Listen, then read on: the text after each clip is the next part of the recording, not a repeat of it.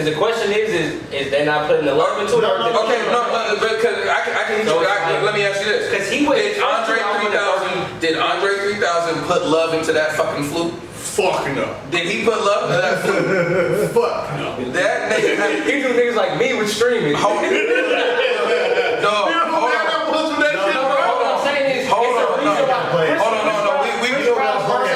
We gonna talk about I'm not gonna play it, but I play that shit. Yeah, the names of the songs are that crazy. Look, you cannot tell me he put love into something. This is the name of the song. When you're an ant and you wake up in an awesome mood, about to drive your son to school, and only to discover that you left the lights on in the car last night, so your battery is drained. That is the name of the song. I'm not.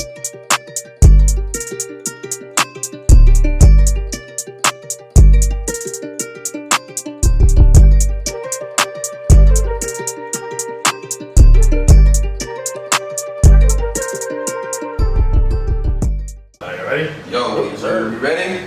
Yep. We on? Alright. Can we get a little flavor?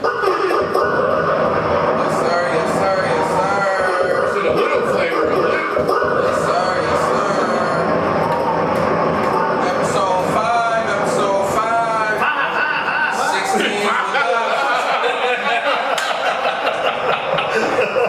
16's with us. 16's with us.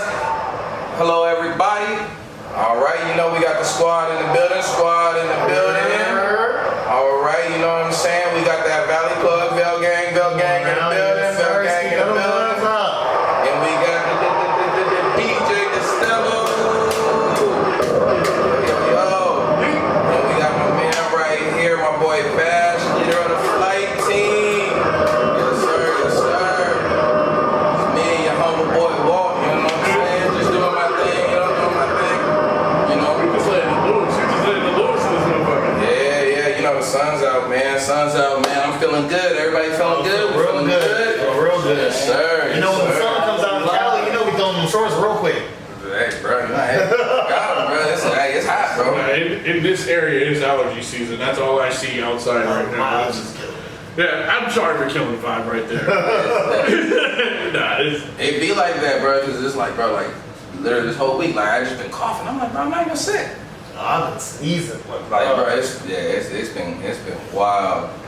So let's start it off. I think let's start it off with y'all two did some interesting stuff this past week, right? Sure. I'll go after. I bet.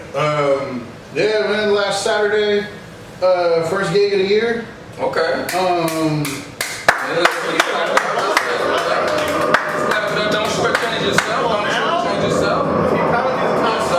Now, what kind of gig was it? So apparently it was supposed to be a quinceañera.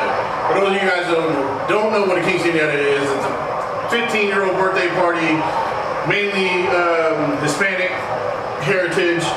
But then later on, more word got to it. It was a Sweet 16 party, but it was a mix of a quince and a Sweet 16. So they had like the waltz dance and everything. The birthday girl came in with the dress, and I mean, decked out. This little girl had like the purple dress on, and then you press the button and her corset lit up. Right, like we're talking like Parents spent some money. But yeah, it was a hip hop, R&B, and Latin, Spanish music type of vibe. Did you play him? Huh? You played him? Oh, I played him. Once that dance floor opened up, bro, I'm telling you. He played that. We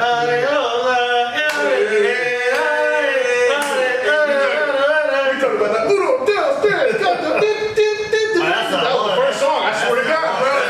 That was the one that literally everybody got on the dance floor for that one. Some Bad Bunny was played, obviously. I was some old school freestyle from the 90s was played in this playlist too, and then we had to get hyphy with it. So it was a little blend of everything, but overall it was a fun vibe. Everybody had a good time. Birthday girl, family and friends, no drama whatsoever. Oh, there we go. It was a blessing then. No, yeah, it was a blessing. We were in and out by 9:30. I was home by 10:30. Sore than a motherfucker afterwards, though.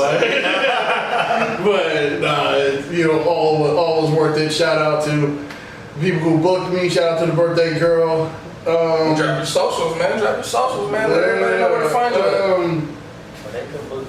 What you would call it?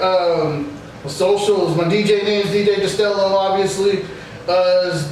DJ, the name Destello, DST, the number 3, LLO 93 on all my social medias, Instagram. I drop mixes every week on Spotify, on SoundCloud, and Mixcloud as well. Yes, sir. You dropped the new one too. Yeah, I dropped the Latin one for about 30 minutes. Anytime you need something to work out to, check them out. Yeah, I got a hyphy one. I got a couple random ones. I'm on vacation this week from work, so I'll be working on some new shit. So yeah, man, check it out. Yes, sir. Yeah, we got Bell. What we get into? Shit, man. For me, bro, I had a show on March 7th. It was lit. It was at the Doco at this place called the Sun Design Art Gallery. You ain't never heard of this. Right next to Tiger. So everybody who clubbing, I told them just stop on by just to see me. You gotta see the rest. But for Joe just to see me, watch me turn up for the one time. It was lit. It's a cool vibe in there. The dude named Self, it was his birthday. It was Pisces season. Self was an awesome dude. He once was an art teacher. Now he's putting in work in different types of art and just trying to build a platform for himself and for other artists and other local talents. So he does poetry up in there, R&B, rock music, if there's any rockers out there, any other types of gifts and gadgets that people got. There's a magician there. Oh, shit. I didn't get to see him, but there was a magician there. He had jazz there. It was just a dope lit event. I went on at 10:30, put on a dope show. I didn't get home till 12, though. I ain't gonna lie to you. I wanted to get home way earlier, but it was tired. It was tired, but You was working though. You was working. Yeah, it was working. It was a dope show. There's gonna be many more after that, so just stay tuned. Definitely stay tuned. Yes, sir. Yes, sir. No, that's big, man. That's big, man. Y'all keep working, man. Y'all keep working. Yeah, literally off camera. I just booked another gig for Yes, sir. Dude, come on now. So, if y'all keep working, maybe one day, we'll get you guys into the status of these next people we're gonna talk about in these current events. So, if y'all don't know, Wu-Tang and Miss Lauryn Hill Come on now. are up for the Rock and Roll Hall of Fame. That's big. Ain't too many of us up in there. Overdue. When you say those names, that's So just to clarify for the Rock and Roll Hall of Fame, is it multiple artists that get inducted at one time? Yeah, so it's just like any basketball, football Hall of Fame. Like they'll do a class. I always thought it was like one artist that got inducted for that whole year. No. It wasn't until last year when Outkast and Salt-N-Pepa. Yeah. I was like, oh, it's a whole class. Yeah, it's a whole class, bro. And nowadays it's multiple genres. Like Eminem was put in. Forgot who he was put in with. LL's in there, Pac, Biggie's in there, Jay-Z's in there. NWA is in there. NWA's in there, yes sir, yeah. Run DMC is up Run in there. DMC. And for me, man, can we finally put some respect on Miss Lauren's name? Please. That's what I'm saying. Please. For being the rapper slash R&B singers that have a whole album that went diamond, come on now. Like I'm saying, it's her only album she's ever dropped. She ain't dropped no other projects. Yeah, only solo. Oh yeah, Fugees as well. Yeah. But like, come on now, we gotta When put Diamond first time doing it, like, come on, that's pure art. To me, I don't consider her one of the best female rappers of all time. I consider her just one of the best rappers. Period. Yeah, You know what I'm saying? She was in the Fugees. She's arguably the best rapper in that group. Yeah, White Clef King. Even when you just think of the era she comes from and stuff like that, that's what I'm saying. Like it's overdue. Like 'cause when we just talked about, I feel like we already talked about Outkast already up in there. These other names, like how do how do we get to a point where it's just now Lauryn Hill? Right. Exactly. Like, it, like with her album, people could say it wasn't really a whole hip hop thing. It was an R&B. Doesn't matter. But that's why But- she's just a dope artist in general. Yeah. The whole Now, bag. overall, just Overall, like the talented. whole bag, she's super talented. And then like for Wu-Tang, bro, like, I mean, did any of y'all watch, like, you know, and by the way, rest in peace to Power, you know, their longtime friend and manager. But did y'all watch the Wu-Tang show that was on Hulu? Yeah, No, I didn't know it was on Hulu. Fire. Like, just to, Oh, Bruh, just we're to- talking 3 seasons the of whole just story. fire. It's literally So from it's like a docuseries? No, it's so Spider-Man, Miles Morales, what's his name? Dude who played Shaolin Fantastic on Sharif Moore. yeah. Sharif Moore. So plays, he's playing Raekwon. Oh. Dave East plays Method. Dude from You remember the dude plays RZA. What's his name that plays RZA? Dude from, you ever seen that movie on Netflix, All Day All Night? You ever seen Straight Out? Remember Straight Out of Compton? That kid that was gangbanging outside of the bus. Yeah. He plays RZA. Oh. Yeah. Okay. So- Yeah, it's a retelling. It's a It's a telling. retelling series. Like, bro, like, That's what's his name? Ghost and Raekwon. You see how close they are? Bro, they were about to kill each It other. never was like that, bro. So this is like they Get Rich or Die Trying or 8 Mile, but a series. Yes. That's Yeah. hard. That's very- 3 seasons. It's Literally, incredible, the bro. first season is how they got it's an intro to them as individuals. Yeah. And then how they got together in the studio. Second season is them making the album, the first album, and then The the third, third season they made is they literally made it. And it's, you know, the tour with Rage Against the Machine, which is crazy because my parents actually were going to attend that show. It was here at Kyle Expo, by the way. And then it's them getting their singles deals. Like they do the backstory of how Method Man's or no, not Method. It was ODB's dream since a child was to get signed to Def Jam, and RZA was just like, hey, bro, no, Elektra wants you. They talk about him. Method gonna get the Def Jam deal. So they talk about they show how whole ins and outs. RZA just had this plan, like everybody let's come together. Hey, I know some of y'all don't like each other, but y'all balance each other. Y'all all flow with each other. So let's do this together. And then I got this plan, and once we do this together, we gonna, everybody's gonna get solo deals elsewhere. And all the money is gonna come up under this Wu-Tang umbrella. And I mean the show is So dope. groundbreaking, bro. Like it's crazy. Like I loved that series because you just to see where they came from and how close they were. Like, bro, like Ghost baby mama is RZA's sister. RZA's sister. Yeah. Stuff like that. Yeah. It's even dope stuff that shows like how it's like an episode where he's trying to make a beat and it's just showing the inside of his mind, but using like actual dude on the drum, dude on the guitar, dude on the bass, him taking things out, him adding things in, and it's like a room of his brain. Wasn't one of the showing beats how like he was sitting there banging on like a AC vent or something like that, and he was just getting the sound. ODB's album, when he was creating his album, that whole episode was like a whole 1970s black, like African American, like Black Dynamite, Black exploitation. It's like that, but it was him creating the way his they album. Like, that articulate shit is what's so going on in their tight. brains is dope. It shows the individuality of everybody else, like how Walt said, how they come together through the leadership. The casting was absolutely and perfect for that it show. was really the plan. That's why even them, being inducted to the, the Rock and Roll Hall of Fame, it makes sense with it. Yeah. They showed how they started up with the merchandising, Yeah. the touring. Like you said, they did the Wu album together. They trusted RZA, even though they didn't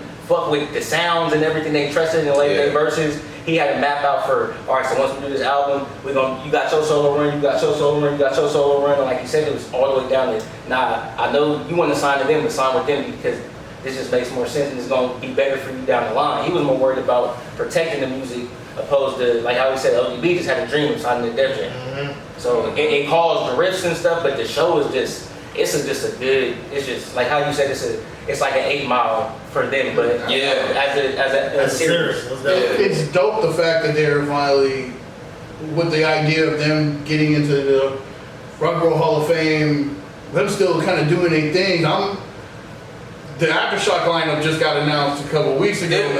Ray and Ghost, they both dropped albums last year. Yeah, they're still working. The Aftershock lineup just got dropped a couple weeks ago, and Friday, Wu-Tang Clan gonna be. Yes, bro, they're gonna be at Aftershock on Friday night, co-headlining main stage for Limp Bizkit. Like, yeah, bro, like that whole Friday lineup is a hip hop lineup, dog. Like Cypress Hill gonna be there, Wu-Tang Clan gonna be there, Public Enemy gonna be there. What? And then it ends with Limp Bizkit, like, bro. So like, to be able to get the opportunity to finally in my 30s see Wu-Tang Clan for the first time, like in person, like Thanks for the children, man. I'm 100% that all money I've already put into my ticket is already worth it. Yeah, And it's a lot of fucking money. I just paid another payment on my shit. They just deserve it because, like, bro, like, how many? I don't know of many groups where you had damn near every single artist be successful solo. Yeah. You know what I'm saying? Like, ODB was successful. Ray's Purple Tape is a fucking classic. You can pretty much say everybody but you guys, and that's no disrespect to you guys, but everybody else it has a prolific name. You're right. Because even for me, like growing up, even the way they got on each other's solos, like I thought Liquid Swords was a Wu album for the longest.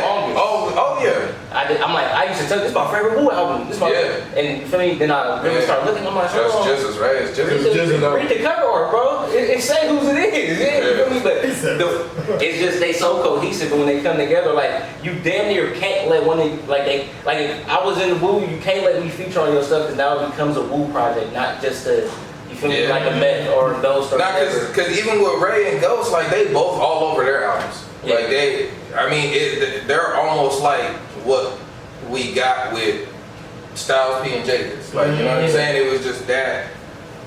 Just the sound of Wu-Tang, the production of Wu-Tang. Yeah. Like you just know what a Wu-Tang track is just by listening to it, and the influence of old Japanese.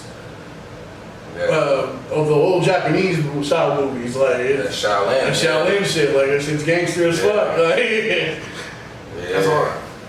Yeah, that's big, man. Congratulations to them. Man. And thank you for putting on for the culture for so many years. You know what I'm saying?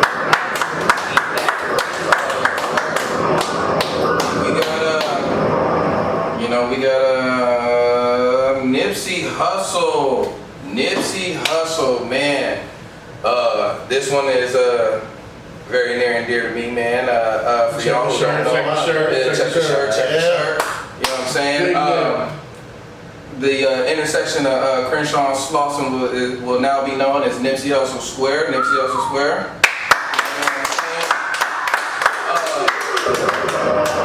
y'all ever get a chance to go? Like, did y'all ever go to the Marathon store while it was? No. So, man, I went by there. so it was crazy because, man, literally 2019, me and the wifey, you know, took the kids to Disneyland, right? And so the whole time we was planning it, I was like, yeah, we gotta go by, I gotta get me some gear, whoop. And then, you know, obviously, tragically, what happened. And, when we went down there, I was like, I still wanna go, like, you know, and, just to see the mural and, like, just the vibe of everybody out there, like it was such a beautiful thing, man. He meant so much to the city, the neighborhood, the whole West Coast.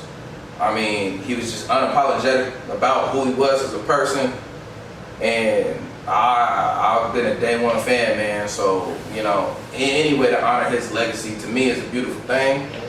Any way to keep his name still going and still ringing. Man. That way these kids can constantly know who he is and the type of work they put in.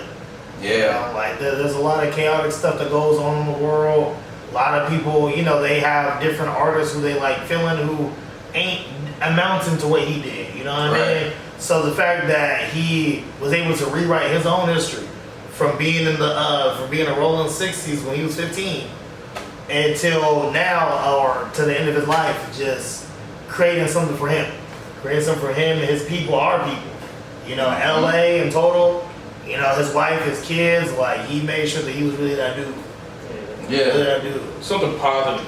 Mm-hmm. Yeah, There's a lot of negative shit in the world, especially in the general area where Nick grew up from. So it's something positive coming out of that and something tragic. So it's big. It's a big ass deal. It's a big deal. And for Black Sam, man, keeping it going, man. Big shout out to Black Sam. Yeah, Man, he yeah. he has the marathon burger coming. Yeah. Oh, I'm trying that, bro. I got to get down there for that. Yeah. I got to get down there for that. Yeah. Yeah, like I know, you know, people out there want to stop their stuff. If y'all heard what happened out there in Long Beach. Yeah. Yeah, so I know people trying to stop his stuff and stop his shine, but I'm happy to see him just keep pushing. He's like, bro, I'm gonna continue. It's a marathon. I'm gonna continue where Nipsey Hussle left off at. And you know, they actually ran the LA Marathon. They did. They actually ran the LA Marathon. They had a bunch of. It was like the squad was out, like with the. They had the, you know, the marathon sponsored like run gear and all that. Yeah, that was a beautiful thing, man. That was a beautiful thing, man. Shout out to the whole money in, man. Got to. You know, that's big, man. Because it's hard to continue, especially when somebody's so close to you is, you know, is gone. It's hard to want to keep going. You know, so a lot of people just quit and give up. But the fact that he's like, nah, bro, this is when my brother started. This is when me and my brother started. I'm gonna keep going.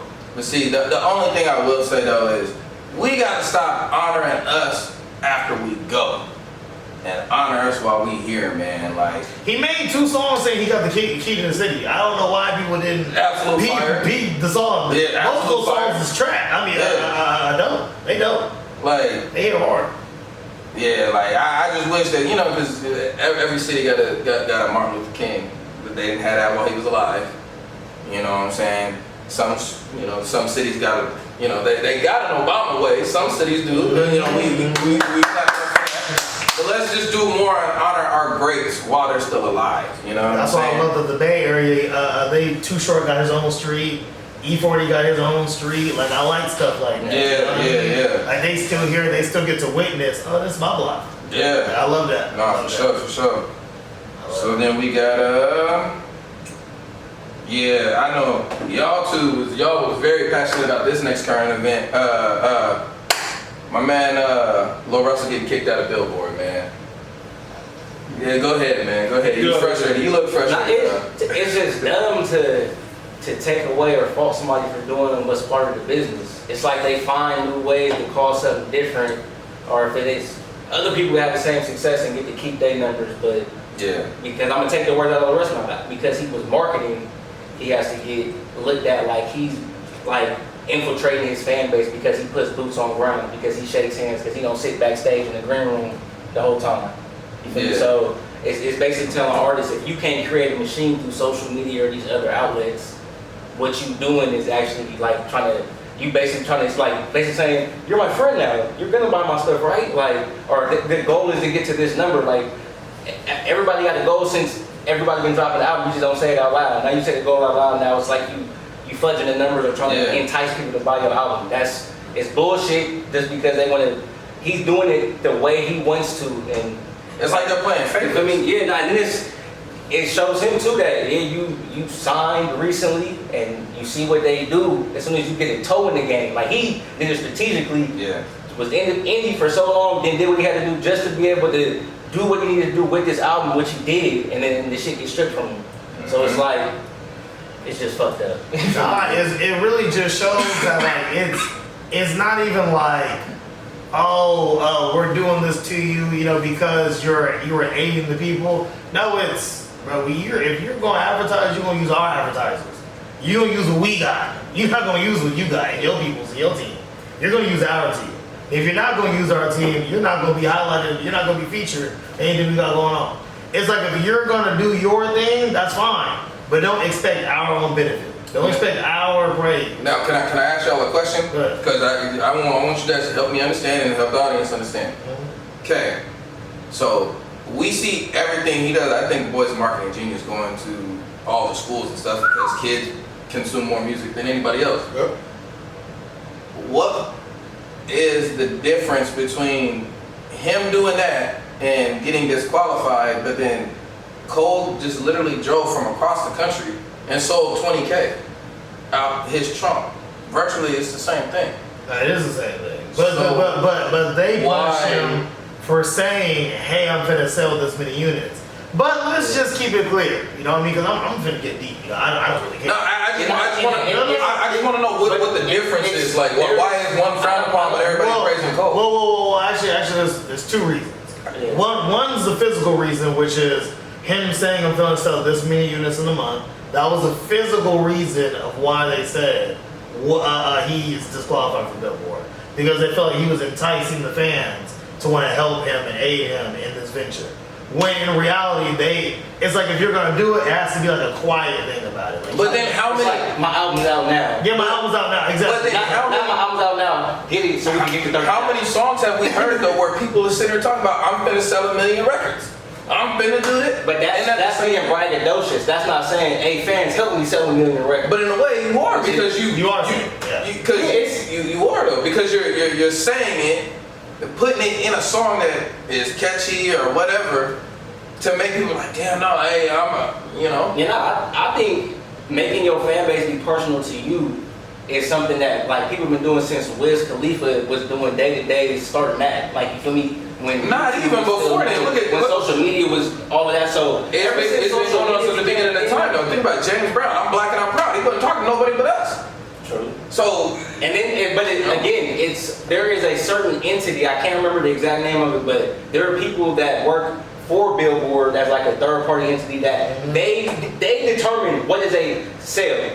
So just like Cole went around in his car sold to 20,000, maybe that didn't go to his digital sales, different stuff like that, and they didn't put that towards his number. That could have helped him be higher up. But that's why there's a specific entity that decides what's what. So they can say yes. Maybe Cole didn't report his in. Maybe he didn't turn his in, even though he said, "Hey, I sold 20 units." No, he didn't turn his in. I don't know. No, it's it's just like a vote. Like the physical stuff that you buy takes a while for it to hit and get cleared. The digital stuff is faster. No different than a vote. When you submit your vote digitally, it gets to the place faster where they can count it versus the ones that you mail in. That's all the same. But to me. And, y'all tell me what y'all feel in the comments, but I'm just gonna keep it a buck. This is straight punishment for the shit that he be preaching in his songs. I'm not. If anybody listens to Field Effect 2 out there, we already know what he be preaching. He be preaching how this industry be enslaving you, and I'm not gonna be a slave to that. Yeah. But now signing to a label, now they're like, oh, you are gonna be a slave to that. We heard your comments. Yeah. We heard your song "Fuck the Industry." If y'all ever heard that out there, we heard all the stuff that you had to say about it. So he told every independent artist what to do to really be independent. He said, distribute your stuff on Even. Really build a platform because Even is different than buying streams.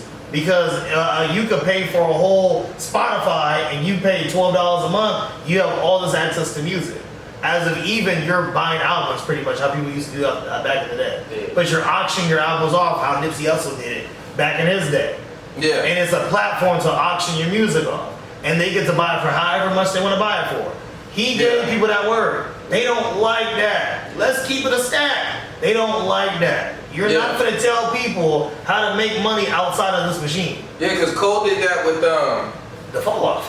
The mixtape that he dropped before the Fall Off came out. Because I went to the website and they said, well, how much you want to pay for this? I said, well, how much can I pay? I put that shit all the way down to like 50 cents. And I was like, I ain't going to buy it for no 50 cents. Like, it's my God. See what it's going to do. But, you could, Yeah. You're auctioning your music. I didn't understand because with LaRussell, when he was coming here to Sacramento for a show, that's how he sold his ticket to a show. And that shit was confusing to me at first. I didn't understand it. I didn't understand the process of that. I was just like, what do you mean how much you get to buy a ticket? I was just like, wait a minute, what? So to me, that's like, because even for me, they're going to take money. Because this isn't a conversation about money, you feel me? It's a conversation that's about them taking away just the numbers he did on his album and shit like that. That's why I like when Nipsey did it and he only had the 100 for 100, like, and you made that much off of 100 and you trusted that people was gonna believe in what you do. That's just like adjusting the prices. Like, if I got 5, I'm gonna spend the 5, but if I rock with you when I got a little extra money, I want to help you get to a height, because you know. Alright, keep going. But nah, I don't know, he has been preaching that, like, basically, this is how you avoid the game and make your money. Yeah. And then he showed them this is how you get your foot in the game and still have your own autonomy, your own And- individuality. And the biggest thing is, this is how you get your foot in the game and still own you. Yeah. They don't want people to know that stuff. You giving them free game that they don't want people to know. Because the biggest thing, man, since the beginning of hip hop, since the beginning of music, has always been, I don't own myself, I don't own my masters, I don't own my name. And bro, we can go from the jazz artists back in the day to NWA till now. The biggest thing has always been this powerhouse machine controlling people's names. That's why Lauryn Hill goes by the Miss Lauryn Hill. That's why her getting Rock and Roll Hall of Fame is huge. Yeah. Because they took her name away from her. And see, like, bro, like, it's crazy because, like, my cousins that do music in the Bay, right? It started years ago, and everything they did was on the trunk of their car. Everything they did. And then they got into the YouTube, you know, and later on, you know, as time evolved, but they never gave up, you know, they never gave up their masters. They were like, hey, we're not taking no deal. We stand with what we got. We're comfortable with what we got. And my niggas are living comfortable. I mean, I've been at their house. They got a smart house. Like, like, you know what I'm saying? Like, you know what I'm saying? It's just like, They don't like you to have that type of control over your freedom in your life. Yeah. Well, no, the thing is, just like I said, if you gonna do the independent stuff, that's fine. But you're not gonna expect to be on Billboard. Don't expect to get a Grammy. Don't expect to give nothing that we give out. Nothing for, they don't want to give you recognition for anything. But I feel like if enough people support it, one day they're gonna have to give in. Yeah, You're gonna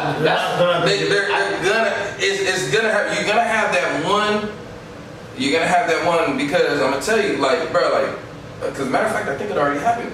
Bro, Ice Cube was independent for years. And they gave in to him. They couldn't fold Ice Cube. Yeah, but eventually it's going to come a time to where that artist wants to pivot, and that's where they want to get you. To where he has his basketball league, and he's trying to get sponsored for it. But now they know they're going to get you somehow. Yeah. Because you're going to want to make a pivot as you get older. You're not always... He did make his pivot, because he made his pivot in the movies. And they heard him for that. He had to use every dime that he had from his music for his movie. But he still won because look how successful his movies were. Yeah, but he don't own a lot of his movies. He don't own Friday. That's why it took so long to make a last Friday. Warner Brothers own Friday. Yeah. HBO owns Friday. He don't own because he needed to market it. Yeah. If you're not gonna get, they're not gonna get you with the making of the project. They're gonna get you with marketing the project because you can make as many movies and songs as you want, but if no one hears it, what's the point? That's true. You're gonna need us eventually, so that's what they're gonna stick you somewhere, and that's where we get to this big thing of can an artist beat the machine?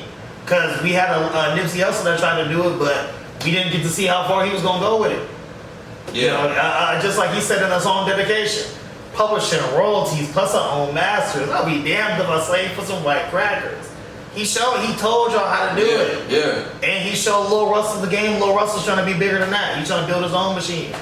So now let me ask you this.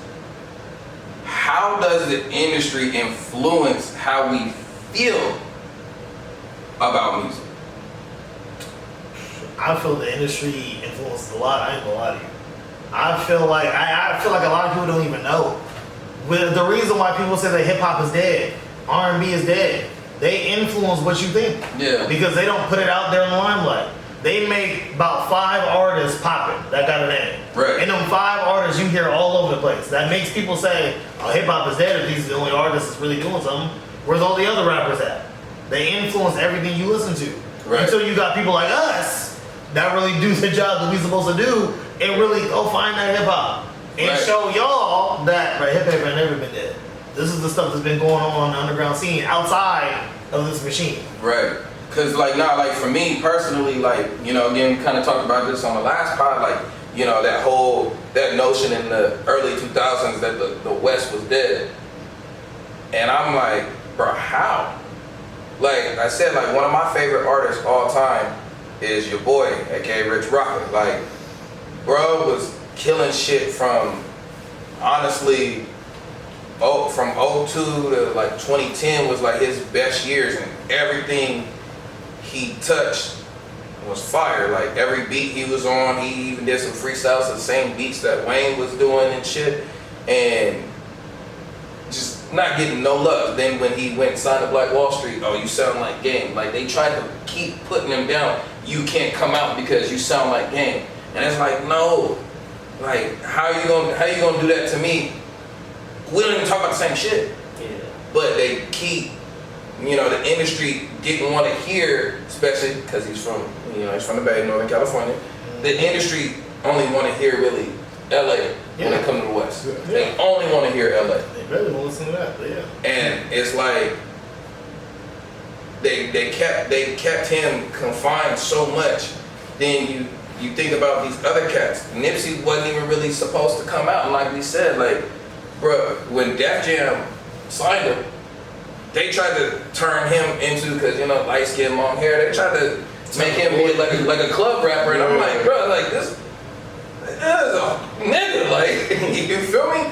Like and YG, like yeah, YG made the party music, but YG again, like nigga was a nigga from the hood. You feel me? So like you can't, like I feel like they just keep trying to turn certain people into what they're not. They did the same shit to Big Crit.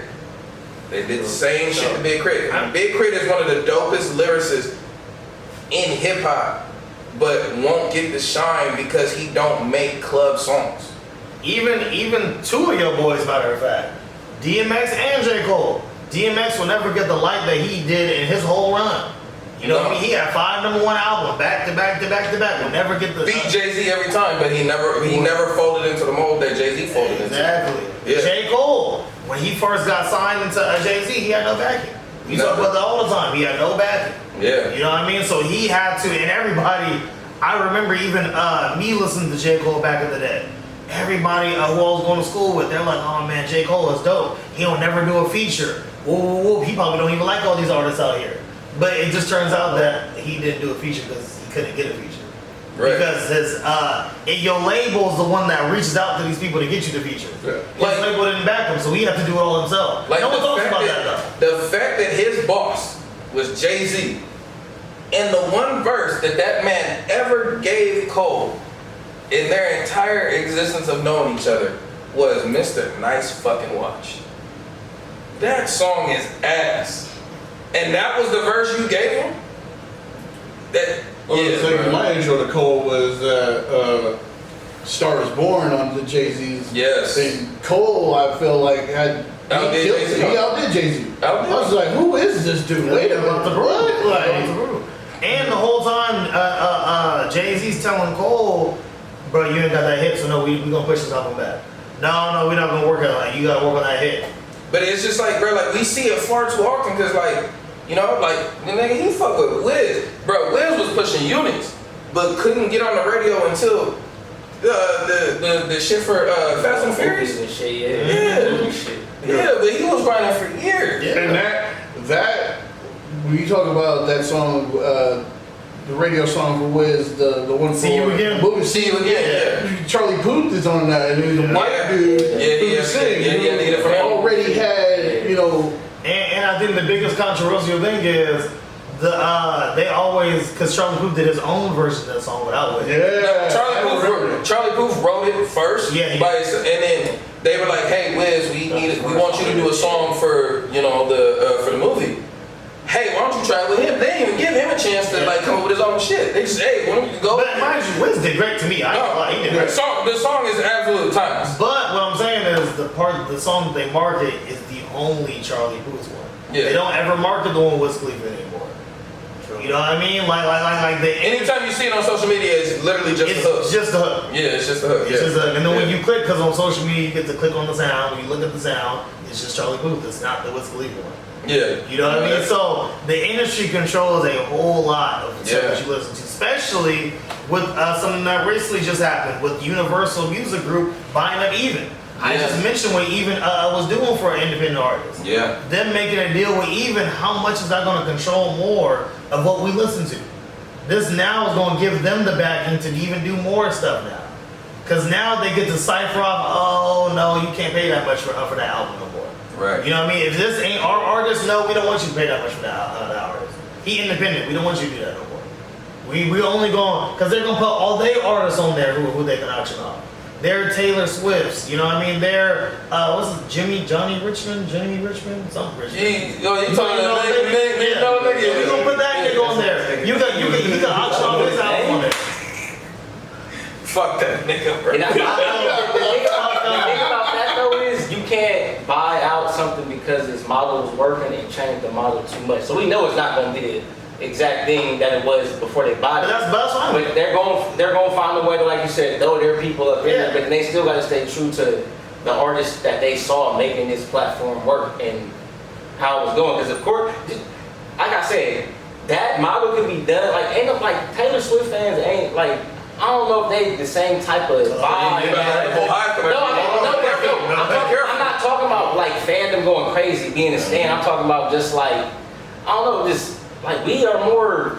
I feel like we're really more connected with the people we decide to be fans of. Yeah. Like it's a white girl that's a Taylor Swift fan because she thinks she's supposed to right now. She don't outgrow that shit in like 5 years. Okay. We gonna like what we like in the next 5 years. Wait.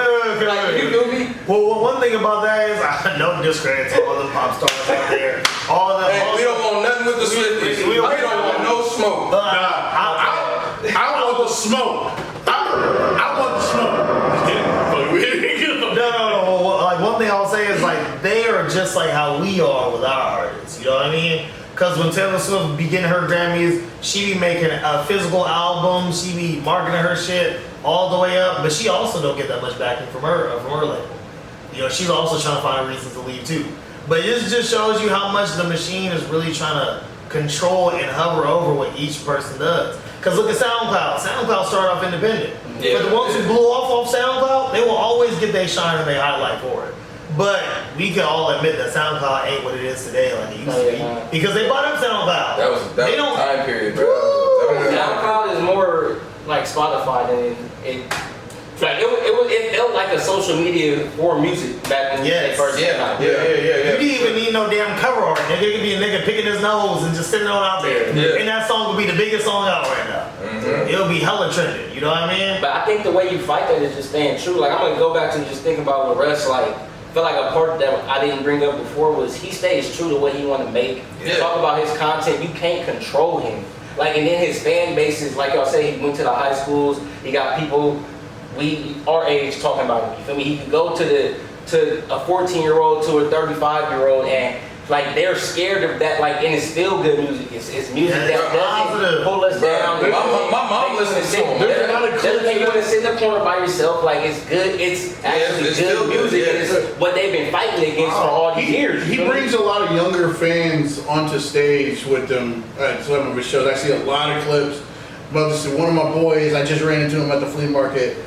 He's one of those people that subscribe to Russ's thing. It's like $1,000, and you get all access to his albums, merchandise. He's been to probably the last 2 backyard shows that recently happened. Mm-hmm. But like, Russ brings like a lot of younger fans onto stage, and they're rapping the songs word for word with him on the beat. It's just like, viral at first.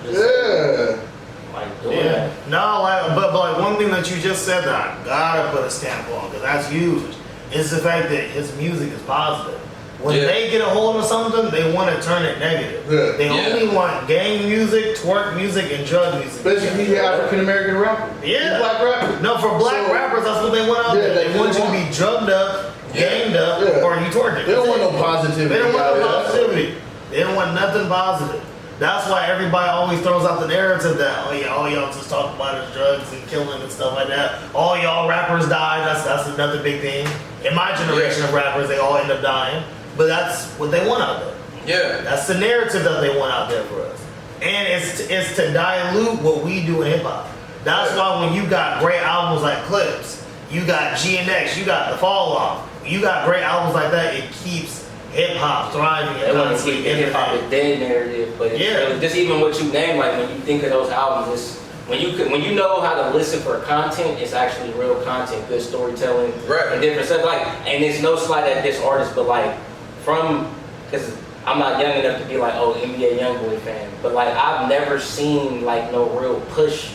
I just seen him become this big ass fucking thing out of nowhere. Yeah. And I like that he's had his moments where he fights against, trying to push the positivity, all the stuff like that. But like, I feel like the industry blew him up so easily.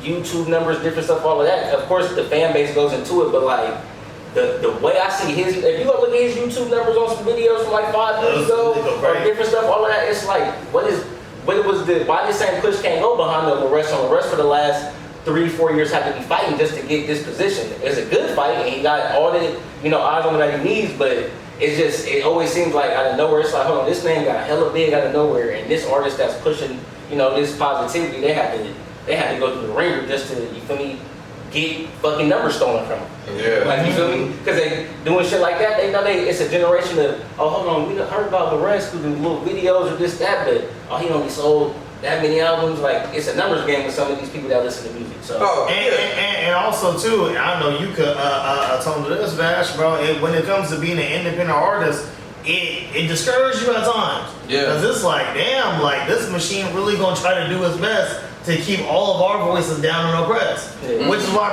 but when I first started rapping, I started off with so many niggas. So many niggas was rapping with me. But they all get discouraged off of these real life events, off of the rappers dying, the industry making everybody be drugged up, sad, and depressed, and all this stuff, and it makes you just like, I don't even want to do it no more.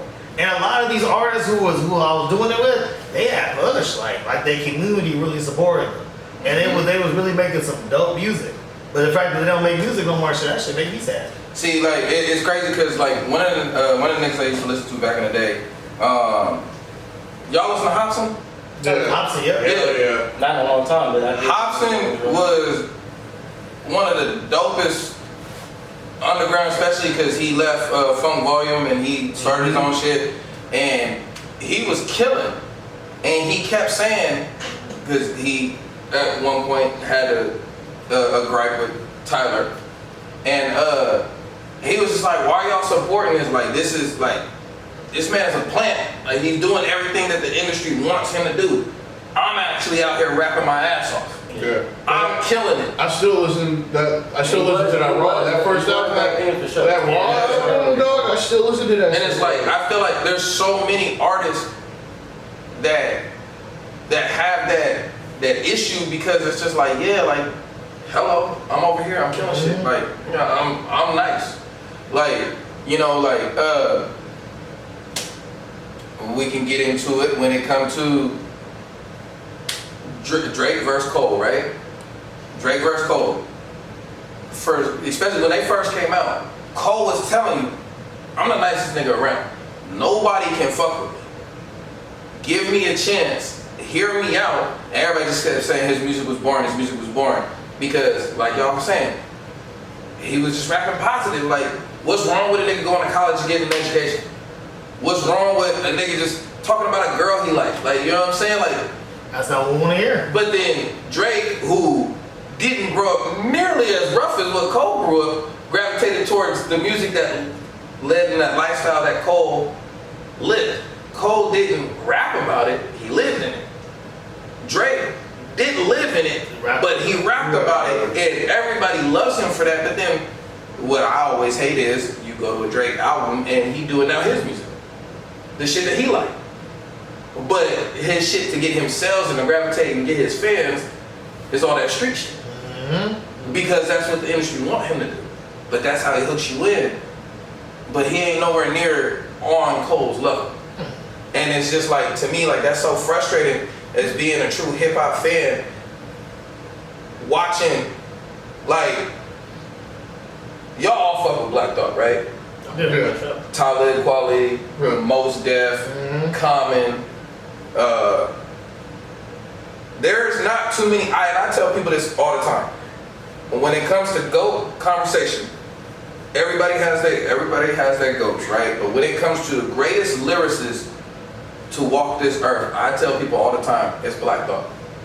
Black Thought is probably the dopest nigga to ever pick up a pen to like, and because of what he rap about, his, you know, whether it's black positivity, black struggle, you know, or just black empowerment, whatever, it don't get broadcasted like, you know,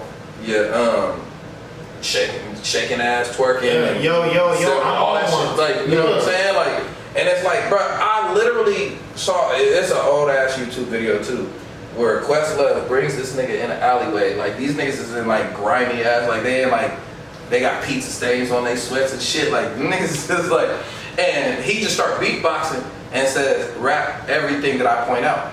And like, he's sitting there beatboxing and he goes, trash. And he's like, yes, I can. Like, you know, and he's rapping, he's pink, Walt, like he's just doing, and Black Thought is literally spitting to all this shit. I'm like, bro, this nigga should be higher on everybody's radar than what he is, but because he's positive and not what the industry wants to, like, you know what I'm saying? Like, he didn't get, like, the Roots period didn't even get commercial success until Jimmy Fallon.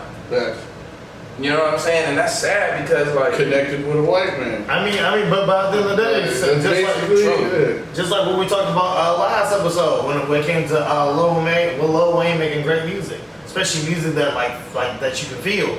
He didn't really start getting pushed until he got on lean. yeah. You know what I mean? Let's keep it stacked. He didn't really start. Like I told you off camera, bruh, y'all know I love Wayne. And I'm telling you, Motivation Freestyle on Dedication 1. Fuck making it in the industry, I made it in the streets, now my eyes is arms and I'm taking what I see. That was 04. 4 years later, we get Lollipop. And I'm just like, bro, like, what the fuck happened? But it's like, you chose, it's like he chose to line his pockets over everything that got him to, like, you know what I'm saying? That got him there. The whole Carter 3 album, basically. Yeah, the whole Carter 3 album. You got Miss Officer on that, like, you know, R&B, hip hop track, like it's. Yeah. And mind you, I don't knock the Carter 3 because I know like that was your. I know you do. I don't because I know that was your I'm Him album. You know, everybody gotta have an album like that. That Kendrick did G and X. That's your I'm Him. You know, you don't really got much deep topics in that type of in those type of albums. But I will say in the albums afterwards, definitely you only got Mirrors. That's his only deep song. Honestly, facts. But look how those sold compared to his earlier work. Yeah. Bro. And it's just like, bro, like Hustling music was hard. This nigga was dope. Hustling music. Feel Me. That was the best song on the cartoon. Feel Me. Hey, bro, like I just, bro, it bothers me so much because I feel like is it the artist that just says, you know what, screw it, I'm going this route? Or is it the label that forces, like, you do this or we're gonna drop you? Like, what is it? I think in a sense like that, because once you sign to a label, you're making it essentially a job. So you got to get with the program, or they're gonna just shelf you. You're gonna do the different, you heard all the different stories. So yeah. I think it's more of, all right, we like you for this. Either they used that what was likable, but it's like we still need your presence. So we need this radio hit. We need this, that. We need whatever. We don't live in that time now. Radio hits and stuff like that. But you need, like you said, you need some. Bitch, you gotta shake their ass. Niggas gotta kill each other too, and whatever. Just make sure niggas is done music. Yeah, you need that. Basically. So like, that's like for me. I mean, I'm gonna go back to it. I know y'all. It's always funny when I bring up Wale's name, but that's why I stopped being a Wale fan like that. You go from an album like project about nothing, using the Seinfeld gimmick, but you really rapping, giving me stories. He was rapping his ass off. And then you join MMG and you give me clappers, and like now you're trying to make stripper music, my nigga. Like, or even like I was listening to my fiance the other day. Him and J. Cole got the song. Bad Girls Club. Nah, babe, what's the song? Got Lil Buzz, so what? Oh, yeah. So look, my partner that was here that talked about the verse, he's like, hold on, you just said J. Cole and Wale talking about stick it out, poke it out. Yeah. He's like, I think I heard that song, but I think that my my brain just couldn't register because you said Wale and J. Cole talking about stick it out, poke it out, but it's like She got that gave them some little college crazy vibes, little spring break vibes, little and come on, you feel me? You need something to TikTok to or whatever. So that's what the industry is doing now. That's like TikTok music, and is when you open up Spotify, you open up Apple Music, who are they plastering in your face that you're just not gonna listen to? That's like Kanye putting drunken hot girls on Graduation. Absolutely, everyone Like that. yeah. Now, I was a complete album without that track, like because it's just like it's some bullshit, and they're just like Kanye, like this album is a masterpiece, bro, but you gotta put some bullshit on here, and that's drunken hot girls. But see, but even then, like even before him, like you might be too young to know it, but maybe you saw. You watched the Notorious movie, right? Mm-hmm. Okay, so you remember when so Puffy was just like, yo, Big, like I got this beat for you, and that nigga started playing Juicy Fruit, and Big was like, yo, what the fuck is like, what am I gonna do with this? Like, you know what I'm saying? And he was like, man, come on, you just gotta hear it. And he was like, no, I'm hearing it, but I don't wanna do it. And like, it showed in the movie, like this dude was like, yo, like I need me some bitches, some cigarettes, some Pepsi, and some pizza. But And that was the only way he could write to it, because in his right frame of mind, that wasn't the type of music that he wanted. And like I told you earlier when we was in the car, bro, he didn't even want to make More Money, More Problems. That was Mace's record. Mace wrote the whole thing. Big was like, But that's because Diddy kept trying to push that on him, like that upbeat, happy-go-lucky. He was like, that's not me. And it's like, I get it, like, again, we just talked about it. We all preaching the positivity. We love that. Mm-hmm. But if that's not what got me here, because when Big was signed, he was a street nigga rapping on the corner. You knew what he was rapping about. He was rapping about everything he was doing. You knew what he was so now you want me to sit up here and rap about More Money, More Problems, got shiny shoots on and shit, and like that's not. I think that's a perfect way to like answer that question though. That Diddy is the industry, and Biggie was just the artist, you know. Because Diddy left him on the block. They loved him and where he's from. So like what he was doing was working for him. But as you start getting bigger odds, like you know Diddy had for a lot of other shit too. But you feel me? You start making niggas do shit like shit to Juicy Fruit and different stuff that they never thought they would do.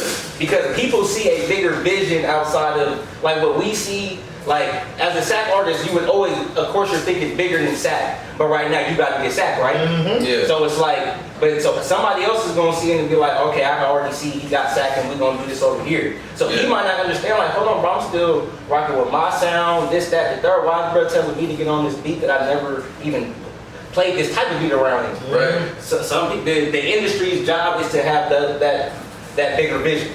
But also too, even going to local. That's why I feel like Mozzie didn't get a lot of backing. There's so many people, you know, that's like I be saying, I'm from Fresno, bro. Out there in Fresno, they love Mozzie out there.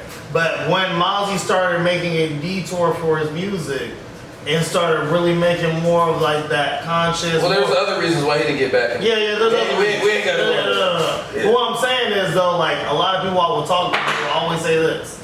They always say, oh, bro, Mozzie, you know, he not it no more. All he make is that blah blah. Like, he don't make blah no more. He don't make that hard music no more. I'm like, nah, he kind of going conscious now. You know what I mean? Like a lot of his music is getting kind of deeper now. Yeah. But that's not what the industry wants to push.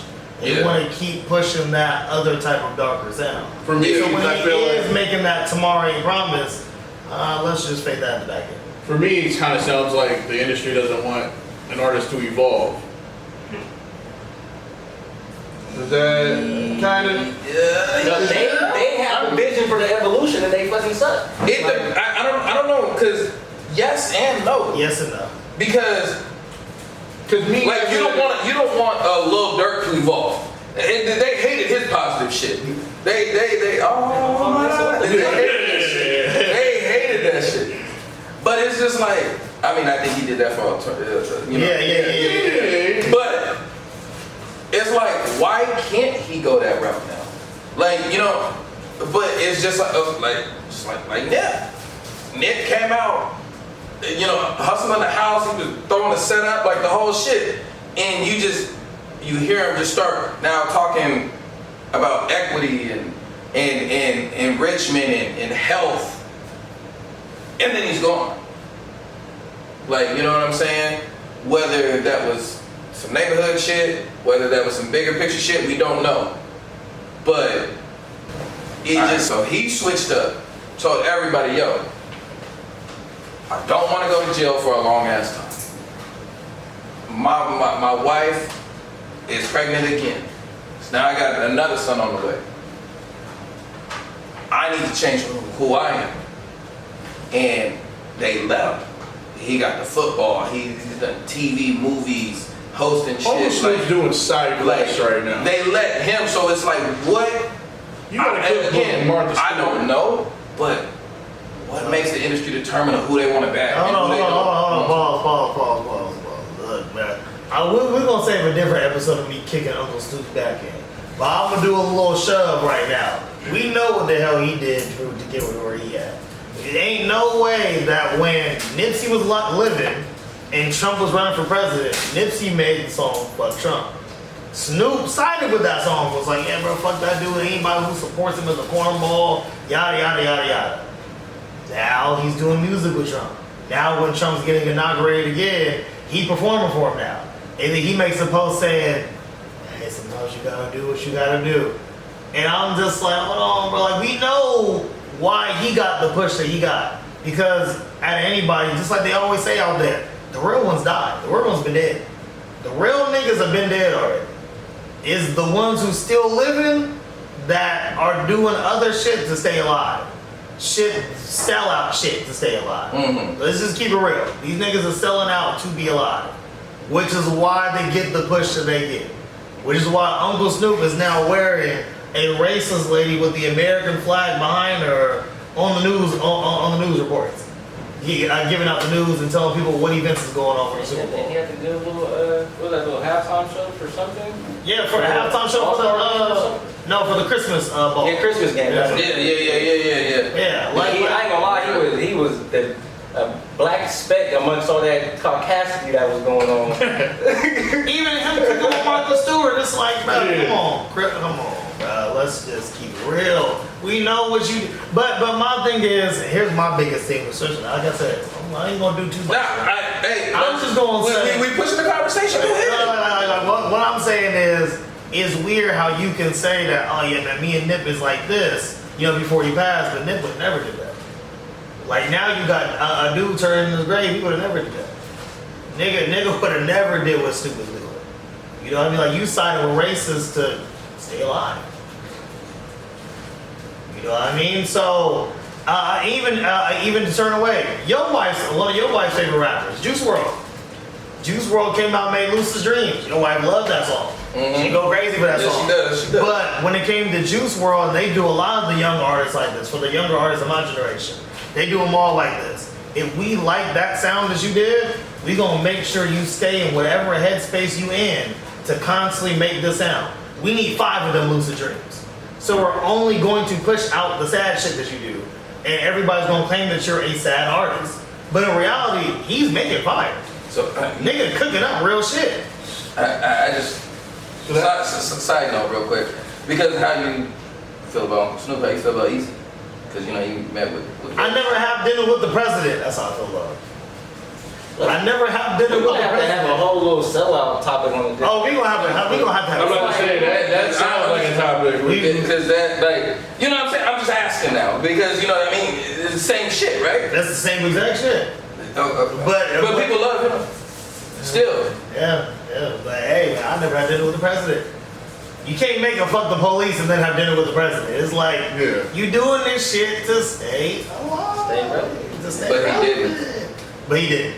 But he did it because of other shit. Yeah, we ain't gonna talk about. Yeah, we gonna leave that one on. Yeah, we gonna leave that one alone. But yeah, that was that. But yeah. Yeah, nah. That was I'm telling you, man, this shit real. This shit gets heavy. So, with that, do artists now not put love into their music, or did the consumer change the way that the artists make the music? Like, what do you feel? feel like it's a mix of. I feel like you can't be an artist and not love your craft and what you do, but I don't know, the consumer changed because you gotta have so much music. They want, like, they not digesting the album. Like, how you can sit back and be like in the chat, hey, go listen to this. Some people can't do that even if it's for the pod. You feel me? So like, it's just the consumer has changed to where they need stuff to just keep coming. That's why people like YoungBoy have a discography this long and only been out the last however many years and caught up to legends and probably stuff like that all the time because they want everything. So you can't. Every song ain't gonna have the same amount of love as Graduation did when Kanye dropped that, opposed to just dropping stuff. Or I can say Wayne Carter too, opposed to mixtape stuff. You get a lot of that no concepts. It's just a nigga rapping. So some of it sound like it ain't no love up in that shit. You can't say he didn't love when he was in the booth killing that shit or doing whatever. So I think the customer wants too much now. Let me ask you this though, because like, you know, we all know what's the unwritten narrative about Dr. Dre. He only drop an album every 7 years, right? Yeah. Right? Every time we get sued, yeah. But that's because you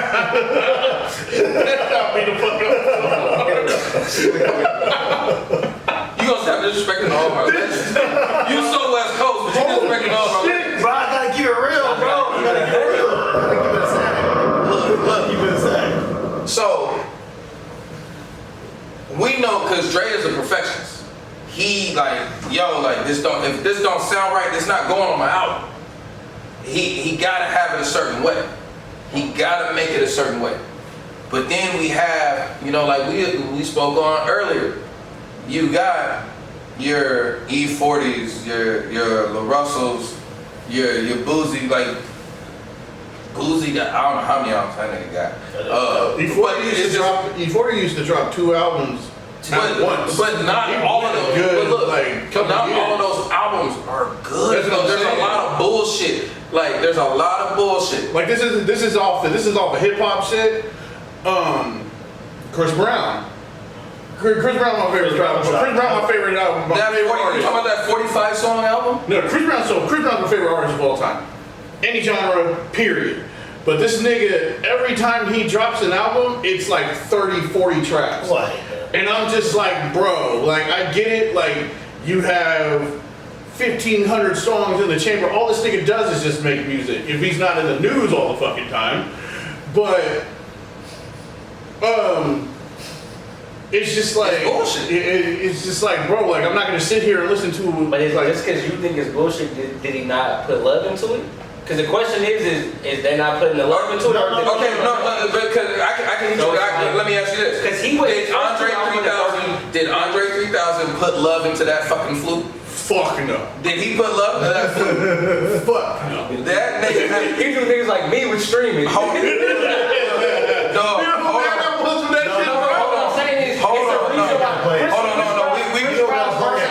We gonna talk about I'm not gonna play it. But I play that shit. Yeah, the names of the songs, all that crazy. Look, you cannot tell me he put love into something. This is the name of the song. When you're an ant and you wake up in an awesome mood, about to drive your son to school and only to discover that you left the lights on in the car last night so your battery is drained. That is the name of the song. Like, I'm not defending. like my nigga gave a paragraph for the name of the song. He answered my question directly. And then, so track number 2 is One Day, and then One Day You'll. That's it. All right, just close your phone. Look, no. Keep going. No. Let's go to the one before that. I'm prove my point. There's no way you put love into that night in Hawaii when I turned into a panther and started making these low registers. That nigga was No, but also too. I'm not one to take drugs, bro, but I honestly would love to try the shit that he was on when he made that shit. Like just like 93 till infinity and Beyonce. What the fuck does she gotta do with anything? Like, bro, what do you like? There's no love in that. There is probably some very heavily medicated drugs went into that. You can't tell me there was, and it's a fucking flute. And no, hold on, because, and I'm gonna tell you, and then they had the nerve to they put this shit in a genre. They tried to put it in a genre for people to buy. That was bullshit. That was, bro, that was hot ass. Great example. That was hot ass. You can't tell me that there was love into that. But to what Destella was saying, when somebody makes a 30 track, even E40 made a 35 track album. I did not listen to the whole 35 track. No. And within that 35 track, You pick out your slaps and then that's how you you only make it got up. 5. literally. In the whole 35, you only got 5. You know, me and Walter was talking about All Eyes on Me. You know what I mean? People rate that as one of the greatest albums. But I'm not finna act like Checkout Time was fire. Me Against the World was a better album. I'm sorry. Yes. Yeah, Me Against the World was a better album. Yes. It's a better album. Yeah. Like, mind you. I like Checkout Time because it's funny. You hear them talk about them smashing a girl they try to get out the hotel. But we're not finna act like that's fire. Ain't nobody slapping that in the car. Ain't going crazy to that. Or Wonder Why We Call You Bitch was deep, but it's not worth a slap. like for me, like it's not hip hop. We're gonna go on the Chris Brown subject. So like R&B, I feel like there's no male R&B artist that puts love into their music because it's a lot of bullshit now. It's a lot of bullshit now. No, it's a lot of bullshit. You gotta pick artists. You can't just say all of them. Because to me, nigga, I just seen Leon Thomas. No, he's good. He's good. Leon Thomas, dude. Leon's good. Leon's good. That nigga play every song. No, there is a handful. You can't tell me that women's R&B ain't killing the male R&B. Nah, I can't say that either. It is. I can't say that either. Bro. I got a cool handful now that I do listen to the R&B fire. I can't say that. But R&B goes in the same category as hip hop with them claiming that it's dead because of what they're pushing. So because they're only pushing the women on Niggas don't be in love no more. No, that's facts though. But They don't be in love no more. That's what I'm saying. If you don't love a woman, how you gonna love her? So you have a passion. Hold on. But there's no love music in any genre right now. I just SZA, when I seen SZA and Kendrick on stage, SZA had no. Snooze is one of the greatest R&B songs of this century. Hold on. I'm sorry. SZA had the nerve to say, "Oh yeah, guys, this song is very near and dear to me. This is my first love song." She plays Snooze. Snooze is not a love song. If that's all you got for a love song, ain't nobody making love songs. That is not, mind you, Snooze is hard. Snooze is hard as hell. But it's not a love song. No one's making love songs no more. In any genre. You can go to hip hop. How is it not a love song? It is not a love song. She's not talking about loving the nigga. It's not a love song. She said, I can't lose when I'm with you. What is that? That doesn't have to mean. That means she need him. That means that she can need him for different reasons. What was it? Come, stop. It's not a love song. That's how you interpreted that? Snooze is not a love song. Have you seen the music video? Snooze is not a love song. She's rolling with different niggas in the music video. She's using niggas in the. She's talking about using a nigga. It's not. It's not even her song. That is true. It's not even her song. One, it's Leon Thomas. Two, it's not a love song. It wasn't meant to be a love track. If you take it as a love track, that's you. Okay. If you want to play that at your wedding, that's fine. But we not finna. It's not a love song. No, you got me there. But that also, niggas ain't in love no more. No one's in love. And it bothers me because the music, there's nothing meaningful. Hold on, pause. I gotta tell the fans this. For all the fans who don't know, Walt was a 112 nigga. He used to make 112 type music, so he knows a lot about love songs. Facts. Walt makes some good ass music. Are we gonna leak it one day? Yes, we're gonna leak it one day. No, you're not. We're gonna leak it one day. No, you're not. I have the audio. So we're gonna leak it one day. I did fuck with 112. That 112 part 3 is one of the greatest R&B albums ever. He know about love music, so keep going. Okay, like it's just, I have other reasons that we can't discuss on camera of why I feel like R&B is not the same, but it's just like, bro, like for niggas like, and I love Ty Dolla $ign. I'm about to say it's funny. Tell us, son. It's funny. But he just want ass shaking. Bro, Yes. you know what? like he's singing about The ass shit. singers started wanting to be rappers and fuck it. Ray J. bro. Yeah, fucking Ray J. They Yo, wanted to fucking be- Ray J. It's not that And I they love wanted to Ray be J. rappers, but they want to have the mystique of a I rapper. love Ray J, but it was his fault when he hit it first. No, when Ray J hit it first. I'm gonna say whose fault it is, and I rock with him too. The Weeknd. The Weeknd I don't fuck with The Weeknd at all. Came out He's being been sad, all melancholy. He fucking bitches, but he disrespected him at the same time on track. It's just what this cool guy like. Bro, ain't nobody. Talking about when the love music left. Wait, hold on, wait a minute. Ain't nobody more disrespectful than Ray J, bro. This nigga made the song I hit it first.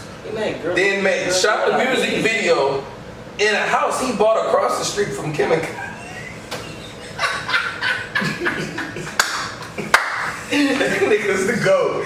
He's the GOAT. I don't care, but it's just disrespectful. But you're right though, like it just certain niggas. Cause The Weeknd, he did fuck up. Because even when you go to rap, you got the raw wave of the world where being sad got cool out of nowhere. Yeah. Like, yeah, being said, God, What the yeah. fuck? But then when you started having niggas like Trey Songz who's making dope ass R&B albums, start doing some out of pocket shit. Yeah, I was gonna say. And- I'm about to say. Yeah, this nigga revealed that he was bald on stage. We- Like, how's that a We reveal? gotta nigga? save this for like a future Yeah. pod episode. Yeah. Like, 'cause, yeah, there's a lot of. It's just But no. And what y'all saying, like, where the love music left, I would probably say The Weeknd because it then became cool for somebody to sound so beautiful, so mesmerizing. But yeah, he saying nothing but trash shit. Nigga dog and shit. I can't listen to him. I've never liked him. I like one song by him. Tell your friends. That's what The only song I can tolerate him on is Crew Love with Drake. That's it. Other than that, the nigga was never good to me. shit. Drake talk about more love music than that nigga. Yeah, that nigga was never good to me.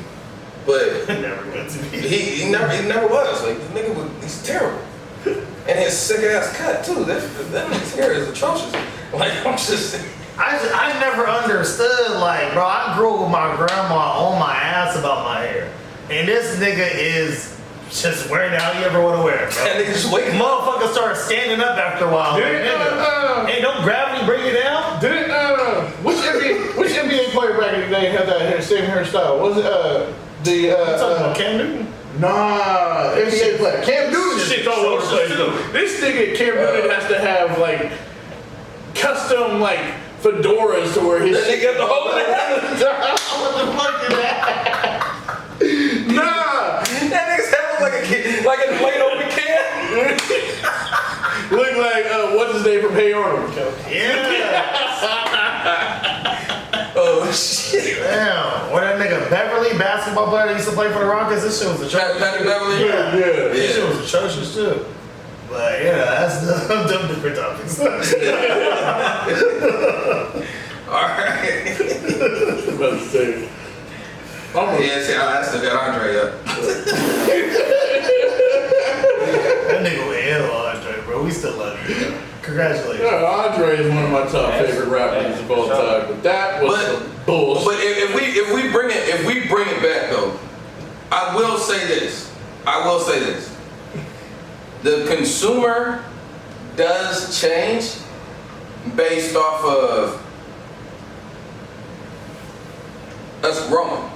Mm-hmm. So for me,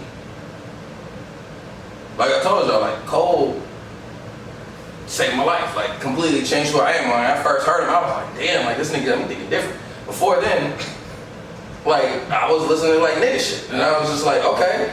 It's like the RDC World skit. With No, they dressed in hood shit, but then this nigga Walt show up and he's in like fucking collared t-shirts with the do-rag on. Cause like, look, this nigga that know me the longest, bro. Everybody was on Drake, everybody was on Kendrick, and I kept telling everybody, Cole. Nobody was fucking with me on that. And I was like, yo, like, no, like, this nigga got me, I'm changing, like, nigga, I went back to college, my nigga, like, you feel me? Like, so it's like, the consumer does change. At one point in time, like, you realize, like, yo, this shit ain't really. But also, in what Vash was saying, when he was saying that it started to be cool after a while to be sad, that only. Yeah, where did that come from? I'm gonna get into it. You know what I mean? Because that started. That's in my generation, nigga. They my age. It y'all started. sensitive. Yeah, we are sensitive. Okay.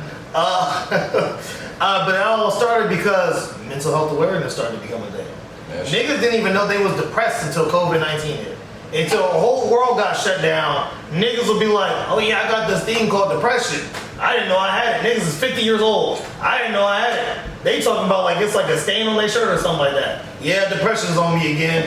like so. And then with all this sad, depressing music, people start to relate to it because they're like, damn, I guess I'm feeling that shit too. That's that depression shit. I'm feeling that too. Because it's funny because I used to fuck with Rod Wave. Like when Rod Wave first came out, I was like, yo. You was on that Marry Me My Cuban Link shit. Though. What was it? Not that one because I didn't like that song. Fuck. I forgot the name of the damn song. I don't know what single song. Hold on. Yeah, let me look. While you look that up, I'm just gonna add this as a little tidbit. One artist who I liked a lot outside of the SoundCloud of emo trappers, who I was really fucking with heavily. Polo G. I really fuck with Polo G. Oh, I fuck with Polo G still to this day. That nigga's hard. Polo G's hella hard. But they try to claim him as one of those sadder artists, but you're a nigga. I fuck with shit. I fuck with it. But it's because he made funner things, which is more on the sadder side. Oh, Sky Priorities. I like that song. I actually fucked with that whole album, Ghetto Gospel. And then the second album came out, and I was like, yeah, bro, you still sad? And then the third one came out, and I was like, nigga, again? Yeah, who is she? That's how I felt. I was like, who did it? Who broke your heart? Like, bro, like, it's okay. It's just like, I felt like he's like the male Keisha Cole. Like, you know how Keisha Cole was sad on every album? He's the male Jared Echo.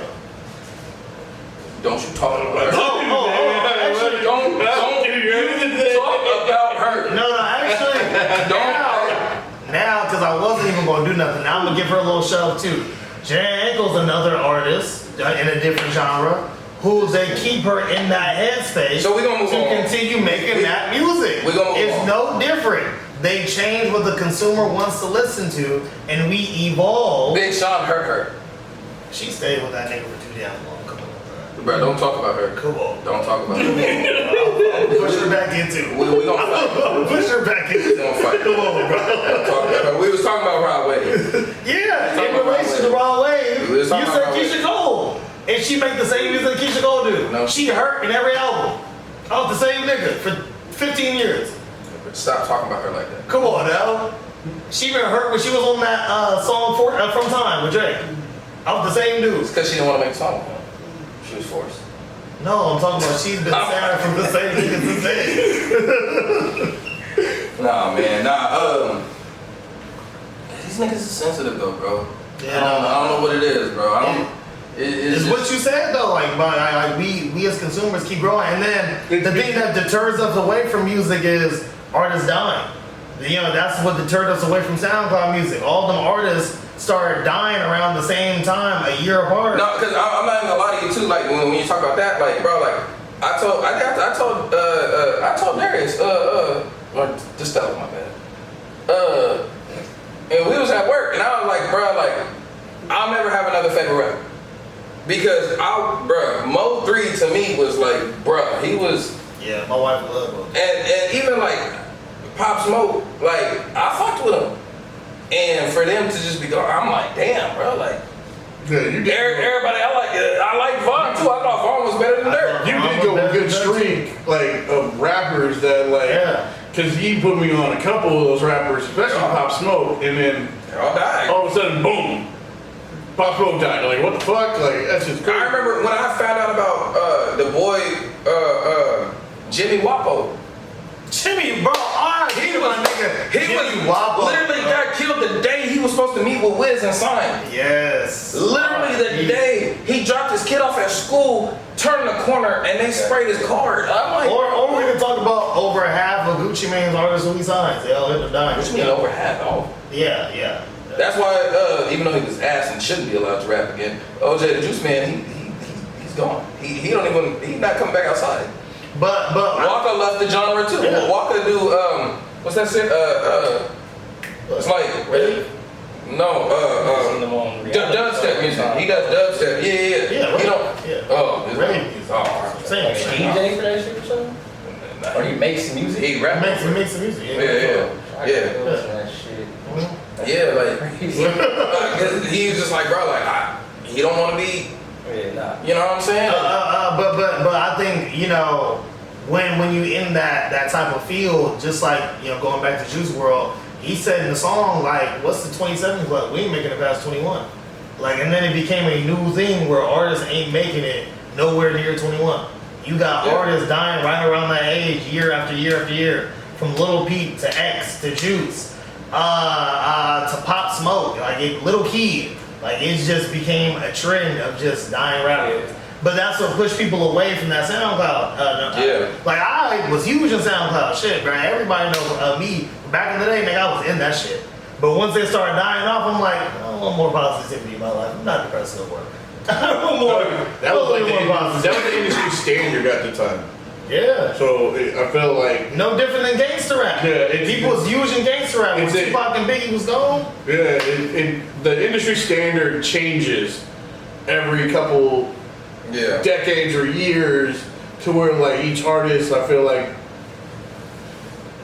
grasps towards that type of music because that's what it is at the point. That's what's hot at that point. Yeah. But that's what feels real at that point. Like, that shit felt like the shit that X was making. You know what I mean? That real grungy Don't know a shit. single song. I don't know a single song, bro. That's fine. But that shit that he was making, that shit was real to a lot of niggas. Like, that shit was like, you can feel it. You know what I mean? Like, when that dude passed, they had memorials in every city. Mac Miller, another one. Mac Like, Miller's you one of could them artists. feel his shit. That shit was real. Yeah. That's that really sad shit that he was saying. It was real. That was real. one of the, like, you talk about deaths in hip hop. Like I talked, my brother was a huge Mac Miller fan back then, and that was one of those deaths that I witnessed him. Like, it changed him. It was just like, damn, dude, like, you okay? Like, he's just like, nah, bro. Like, this one's deep. Yeah. Like, I mean, I ain't gonna lie. This is exactly how I felt when X died. Me and X is the same age. And when he passed, I'm like, oh shit, like, niggas my age can die, like, in a gruesome way. Like, that's actually kind of crazy. I knew niggas who I went to school with that passed, but because I knew them, I knew the lifestyle they chose, it was different. Because I knew X and I seen what he was trying to become, he was talking about giving to charity, all this positive stuff. He was like, I'm trying to change who I am, I'm not that old dude no more. The moment he made that change, well, it was gone, instant. And then the thing that was crazy about it is I was like, bro, like, I heard rappers get shot every day. Like, ain't no way he was gone. And they was like, oh yeah, they hit him in the neck. And I was like, oh yeah, that's out. That's it. That's it. I remember not too long ago, Mike Sherm got hit in the face. And I'm like, damn, Mike Sherm got hit in the face. He's still, and man, this dude get hit in the, you know, but that's how things be happening. Not everybody can be 50, bro. Not everybody can be 50. My man got shot in the face and what do you say? Did something about it. Spit it out. Yeah. He did something about it. He did something about it, man. Yeah. He did something about it. But shit, am I taking away from there? Yeah, I think so. Yeah. Alright, so for those who don't know, who ain't watched the last few episodes we've been releasing, even on a track record right now, I don't know what y'all on. Yes, sir. Come on now. But this is probably one of our biggest, most charitable segments, Shine the Beam. So what we do in Shine the Beam is we feature a local talent from Sacramento, give them that highlight to just show y'all how dope not only this city is, but what we really doing in the valley and in the coast. Come on now. Yes, For this Shine the Beam, we gonna shout out one of my boys, especially Johnny Rollaway. Come on now.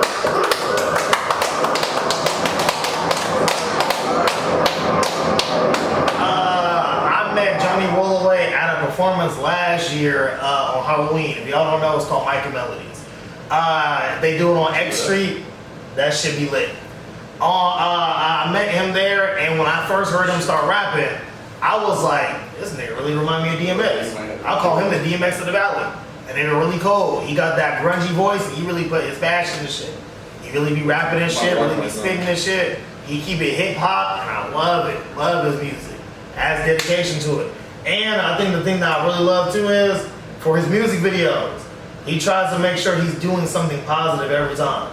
Whether it's, hey, everybody in this music video gonna wear a 3-piece suit, or we're all gonna wear quarterbacks. But anyways, so we gonna play a track by Johnny Rollaway off of his new album. Hold on, I gotta get the album name before we play it, just to give some respect, cause that shit was fire.